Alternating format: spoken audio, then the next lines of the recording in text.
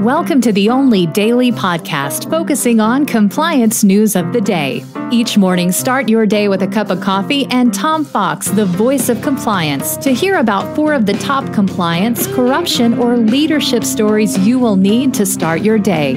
The Daily Compliance News is a production of the Compliance Podcast Network. First, a word from our sponsor.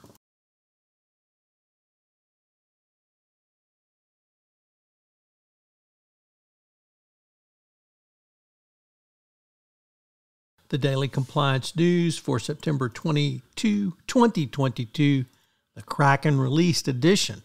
And we begin with that story from the New York Times as Jesse Powell, Chief Executive of Kraken, the cryptocurrency exchange, who battled his own employees by posting some rather pointed messages about race and gender, and saying if he didn't like it, don't work here, has said he's going to step down. When you attack your own employees, their values and ethics, it's really hard to see how you can be a leader. So not surprised to see that. Next up, from Brooke Masters over at the Financial Times, she talks about a new program of Citigroup to give work-life balance to some new employees in a town called Malaga, a Spanish city better known for its beaches and resorts.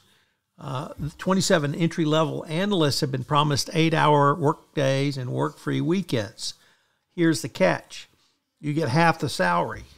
So she asks, is this going to be the same as the mommy track from the 80s and 90s that not only permanently stigmatizes these employees within Citigroup, but derails their careers by starting them off with salaries so low? I guess if you want to work less than 18 hours a day, you're going to get paid less than full pay. So next up, from the Royal Canadian Mounted Police, yes, the RCMP press release. The RCMP has brought criminal charges against a Canadian company, Ultra Electronics Forensic Technology, and several of its officers and directors, alleging the corporation and the accused individuals directed local agents in the Philippines to bribe foreign officials to influence and expedite a multi-million-dollar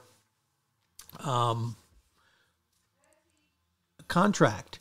The individuals are set to appear in court in Montreal next week on September 28th, and this was held by the RCMP's Sensitive and Internal Investigations section. So, for all of you who grew up calling them the Mounties, a good welcome as a first-time contributor to the Daily Compliance News.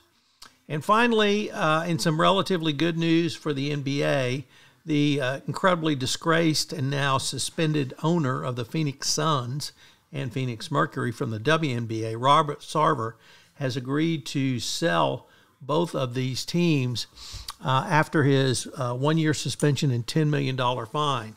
Although he claims he never did anything wrong, he accepted these penalties, and apparently it's been made to him, clear to him his position is untenable, and he's selling. Good riddance. The Daily Compliance News is a production of the Compliance Podcast Network and a proud member of C-Suite Radio. Thanks so much for listening. I hope you'll join me again tomorrow.